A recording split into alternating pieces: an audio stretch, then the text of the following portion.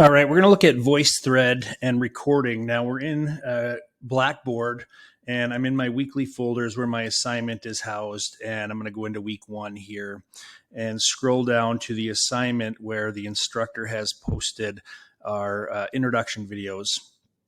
From here, what we're going to do is scroll to the page where he tells us that we need to do our own. And you can see here that other people have recorded their videos. Now, to record your own new video, you're going to click on this plus and you're going to click the video, and it's going to give you a countdown and it's going to start recording. I don't need to do that, so I'm going to stop that and cancel that. But you're going to upload it in there. Okay. Now, if you want to reply to somebody else, like this circle is a reply to my post here.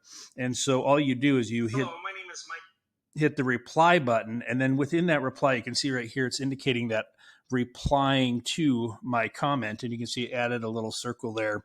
And then you can record your comments that way. So you have to click on one over here on the side before you can reply back. But if you want to record your own new one, you can just click on like the top here. And then you can, when you're not selected on one or you're selected on raise there, you can come down here and click that. And you can see it doesn't say reply to, so that you know you're getting a brand new one and you're not replying to a person. So hopefully that helps with VoiceThread. When you're done recording, it gives you the prompts, tells you to, I think you can review it before you upload or save it.